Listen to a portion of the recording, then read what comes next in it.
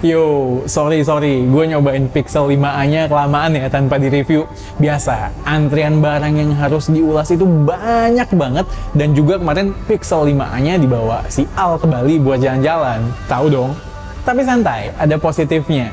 Jadinya gue tuh bisa nyobain Pixel 5a makin lama dan punya pandangan yang super jelas tentang handphone ini, sehingga bisa memberikan rekomendasi kepada kalian para fans Google Pixel series atau yang baru mau nyemplung nyobain Google Pixel. Kira-kira handphone ini recommended atau justru di skip aja?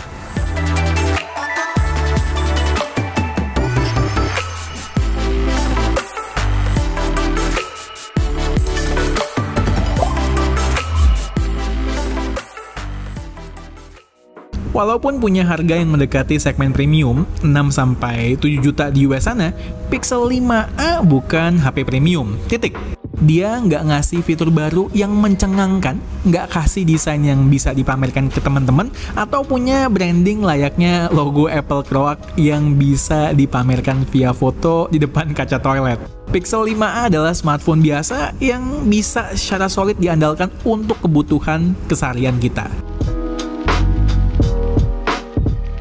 Kayak versi dalam tanda kutip premiumnya Pixel 5, desainnya super boring. Buat kita yang di Indonesia, bahasa desain begini udah khas banget Realme C series akhir-akhir ini. Approach minimalisnya sih gue suka. Cuman modul kameranya itu loh, kotak gitu doang. Kayak nggak ada usaha sama sekali buat bikin usernya bangga nenteng-nenteng Pixel 5a. Tapi nggak semua minus kok desainnya. Feel di tangan, menurut pandangan subjektif gue, masih lebih berasa solid dan punya finishing yang sedikit lebih baik dari Pixel 5. Back covernya ini sebenarnya metal unibody loh, tapi dilapisi lagi oleh coating plastik yang dinamakan bioresin. Ini dilakukan supaya beberapa komponen di dalam yang kesulitan bekerja sama nembus metal bisa tetap optimal. Tinggal bolongin struktur metalnya, tutup plastik, beres deh. Kalian juga bisa apresiasi hal-hal baik lain di desain kayak power button yang bergelombang dan berbeda warna, bezel yang relatif balance di setiap sisinya, serta masih tersedianya headphone jack. Gue sih jadi bisa memaafkan fingerprint sensor belakang yang jadul. Fungsional sih fingerprint sensor ini karena peletakannya yang logis dan natural sesuai grip kita. Tapi kurang praktis karena harus angkat HP-nya dulu dari meja baru bisa unlock kan? Sepertinya kata fungsional cocok dijadikan tema utama Pixel 5a ini. Karena cukup banyak hal-hal lain yang sifatnya fungsional tapi nggak wah di materi marketing. Contohnya, stereo speaker yang bagus dan bukan kaleng-kaleng. Suaranya nggak asal kenceng frekuensi tinggi nyelekit, tapi masih bisa berasa dikit-dikit bass dan mids-nya, dan masih punya dimensi suara yang oke.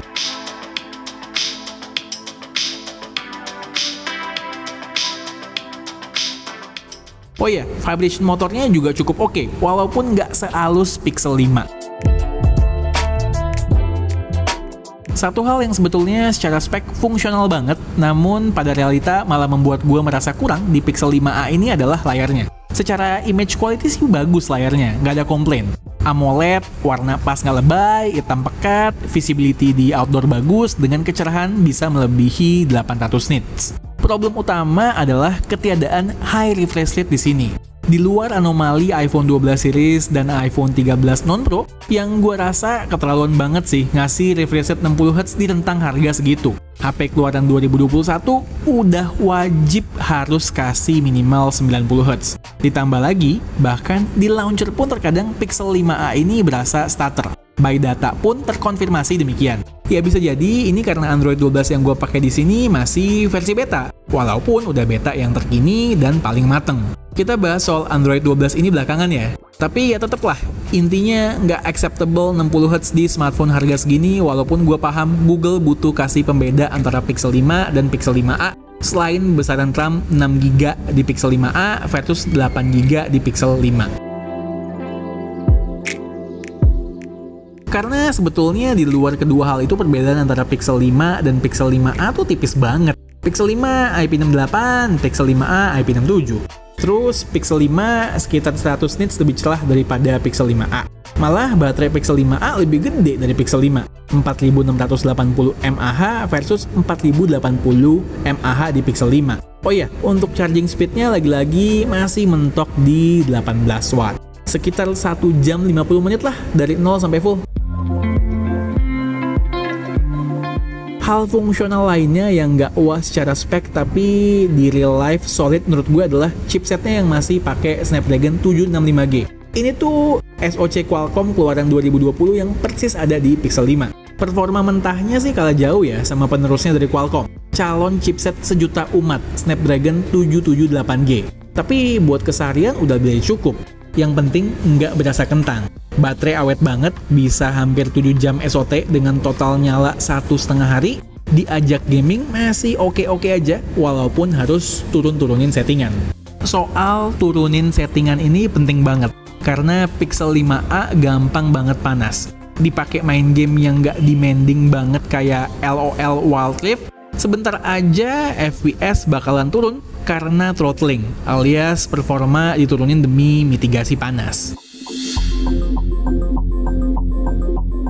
Nggak cuman gaming, ngerekam video 4K 60 fps di ruangan ber-AC yang di set suhu 20 derajat, maksimal cuman bisa 2,5 menit sebelum stop recording dan disuruh dinginin dulu HP-nya. Kalau di luar lebih parah lagi cuy. Rekam video, abis itu jepret-jepret foto di bawah matahari, viewfinder langsung stuttering parah. UI kamera jadi super slow juga. Mudah-mudahan hal ini bisa di-fix via software update dan diberikan optimisasi lebih lanjut. Karena selama gua nyoba HP dengan chipset Snapdragon 765, nggak pernah segitunya soal panas.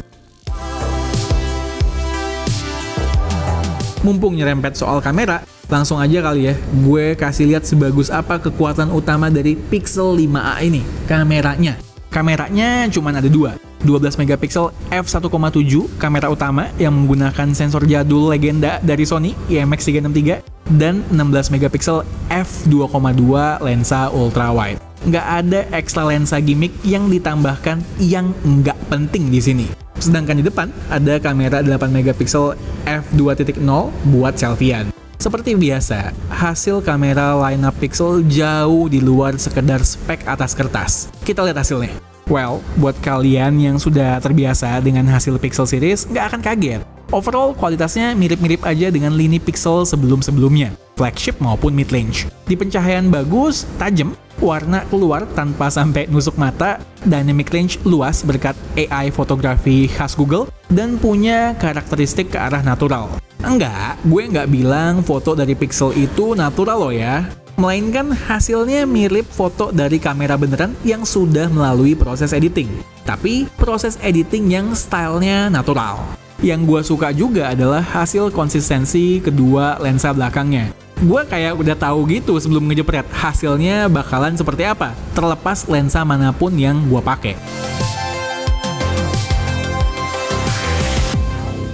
Masuk ke pencahayaan indoor atau menuju remang-remang, lagi-lagi kamera Pixel 5a terus bersinar. Warnanya cakep, detail masih tetap terjaga, pokoknya top lah image quality-nya. Sekedar catatan, kalau lightingnya makin redup, dia bakalan secara otomatis switch ke night side. Masuk ke pencahayaan yang lebih gelap lagi, seperti biasa, Pixel masih konsisten ngeluarin hasil-hasil yang berkualitas berkat night side-nya yang sudah sekian lama masih berada dalam kasta atas night photography.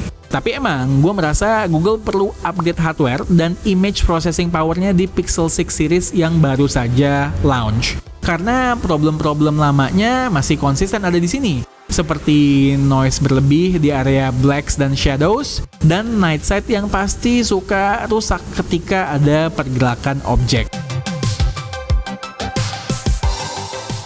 By the way, ini ada beberapa shot versus iPhone 12 Pro Max.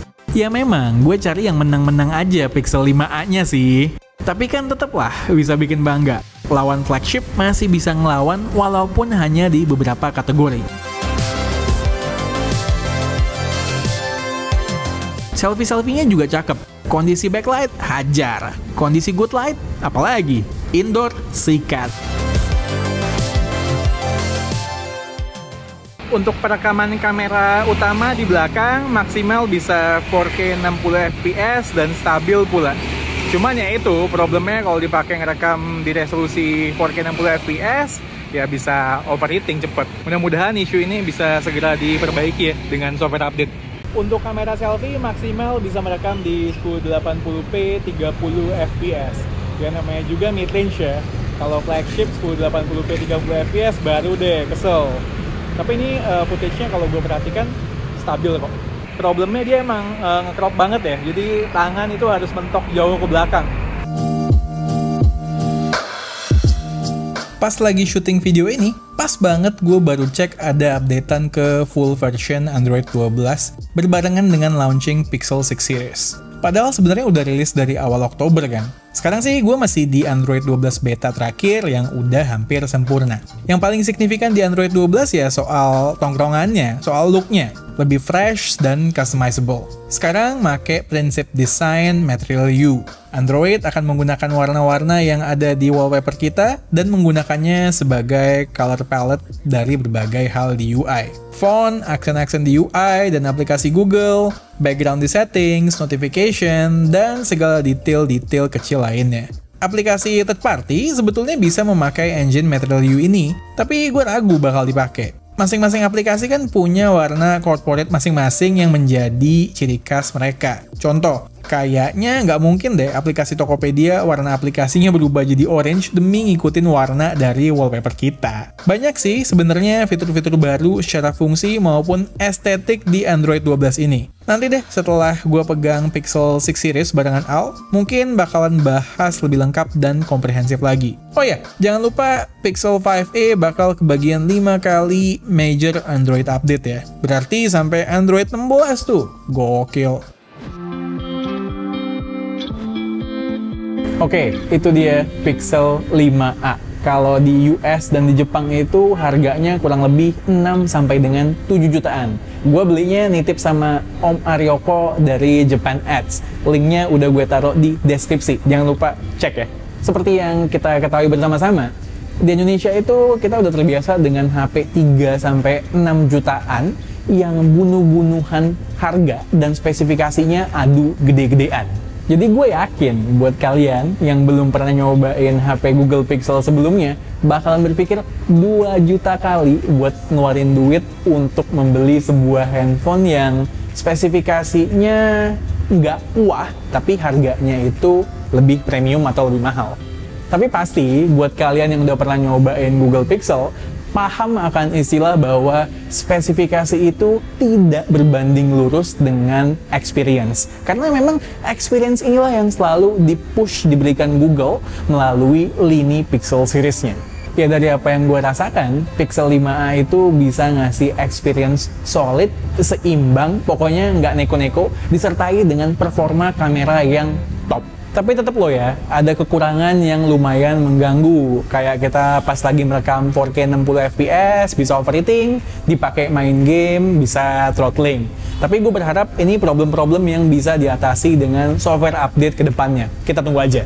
Intinya, buat kalian yang pengen jadi tim Pixel, cuman duitnya belum kuat, belum cukup buat beli Pixel 6 series, yang kemungkinan besar harganya berkisar antara belasan juta sampai dengan puluhan juta, Pixel 5a bisa dijadikan pertimbangan, tentunya selain Pixel 5 yang harganya sekarang udah 11-12 dengan Pixel 5a juga. Palingan pembeda utama antara Pixel 5 dan 5a adalah di 5a, refresh rate-nya masih 60Hz. Terus soal RAM, 6 versus 8GB buat penggunaan sehari-hari masih fine. Oke, sekian video dari gue. Gue Satish, this is K2G. Tunggu racun-racun kami yang berikutnya. Bye!